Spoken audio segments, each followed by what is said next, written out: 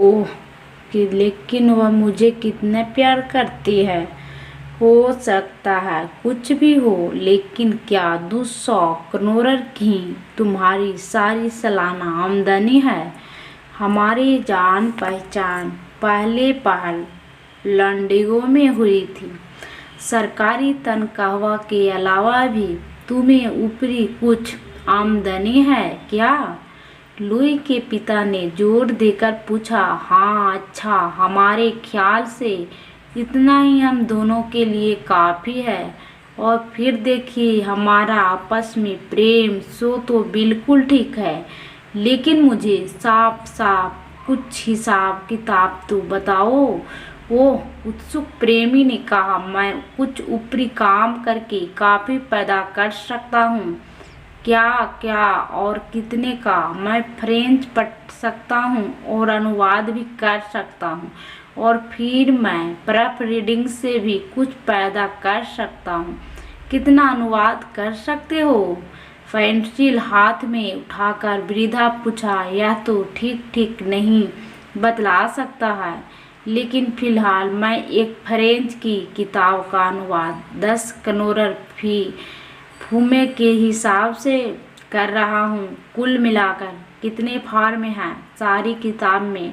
यही कुछ दर्जन कहना चाहिए। बहुत ठीक, या कुल समझ लो 250 कोनर हुआ। इसके सिवा और नया। उफ, मैं कह नहीं सकता। कुछ ठीक तय नहीं है। क्या कुछ ठीक तय नहीं है। और तुम शादी करना चाहते हो।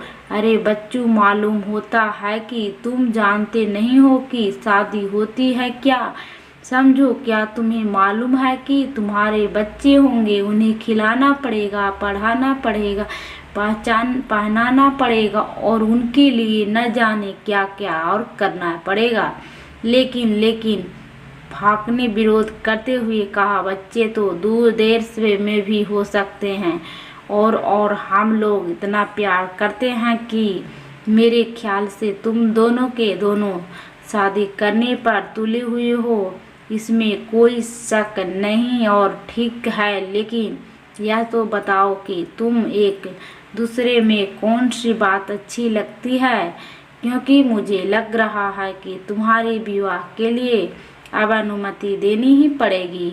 इसलिए अच्छा है कि जो समय तुम लुई के पास बैठकर बर्बाद करते हो, उसमें काम करके कुछ पैदा ही करो। वृद्ध की इस स्वीकृति से युवक फाक एकदम खिल उठा, और उसने बड़े सम्मान और आदर के साथ उनके हाथ चूम लिए। भगवान ही जानता है वह उस वक्त कितना खुश था। और उसकी लुई, ओह, वह भी तो फूमी नहीं समाती थी। शाम को जब वे साथ साथ हाथ में हाथ डालकर घूमने लगे गए, तो कैसा सुंदर गर्व सा अनुभव कर रहे थे, और उनके मुखों पर एक विचित्र चमक सी खिल रही थी। अब वह शाम को उसने मिलने आने लगा था। साथ में वे सफ़े हुए कागज ले आया करता था, जिनका वह प्रूफ ठीक नहीं करता होता। इसका पाप के ऊपर बड़ा अच्छा असर पड़ा, और लुई ने भी सोचा कि मेरे लिए वह कितनी मेहनत करते हैं।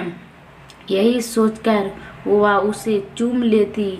लेकिन एक दिन शाम को जरा सी बहलाने की गरज से वे थिएटर चले गए।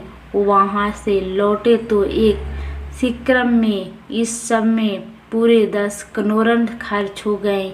इसी तरह कई और दिन शाम को वह ट्यूशन पर न जाकर लुई के साथ घूमने निकल गए।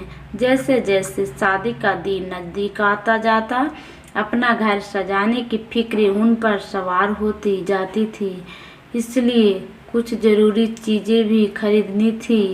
उन्होंने एक बढ़िया सा पलंग खरीदा, जिसमें स्प्रिंगदार गड्ढे, बढ़िया चादर, तकिया और मच्छरदानी भी साथ में थे।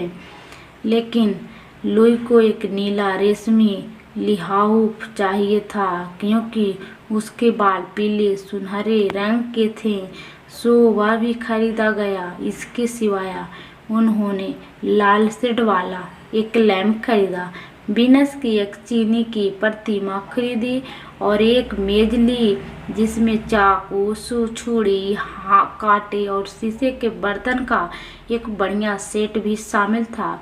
रसोई के लिए बर्तन खरीदने में लुई ने अपनी माँ की सलाह और सहायता ली, तो इस तरह बेचारे असिस्टेंट काउंसिलर की नाक में दम था।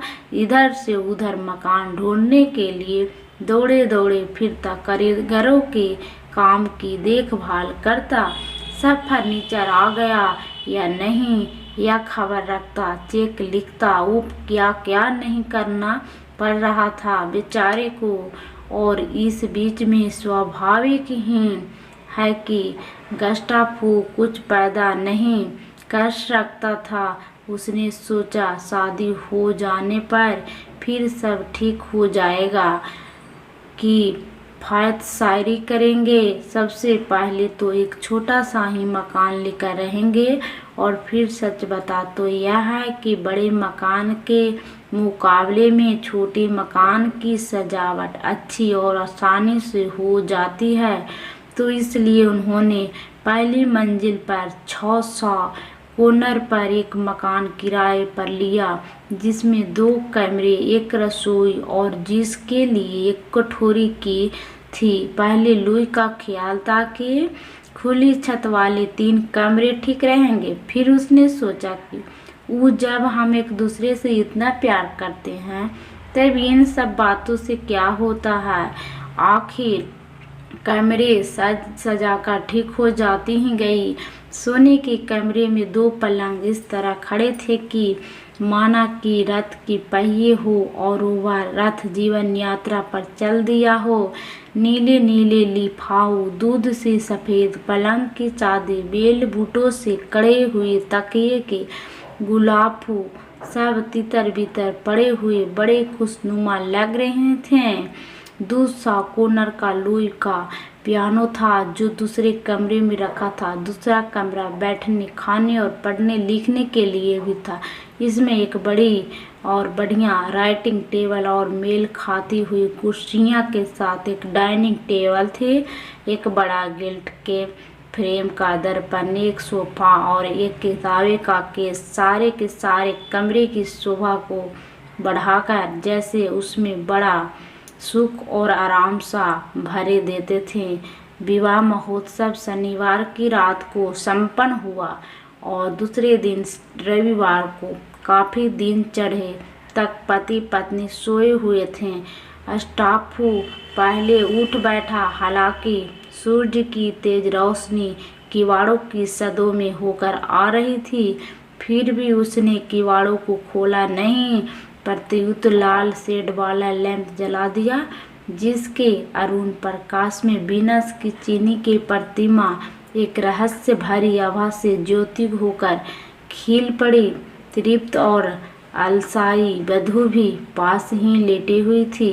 वह खूब मीठी नींद सोई थी और क्योंकि इतवार का दिन था इसलिए सड़क पर माल असबाब के ठेले और खचड़े का वह कोलाहल नहीं था जो उसे रोज जगा देता था।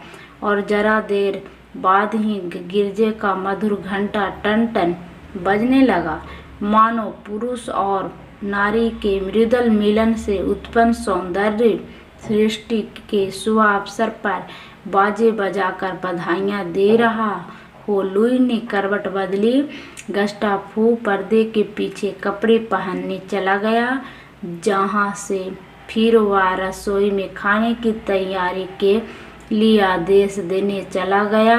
तांबे और टीन के लिए नए नए बर्तन और कैसे जगमग जगमग चमचमा रहे थे और यह सब उसी का तो था और था उसकी प्यारी पत्नी का।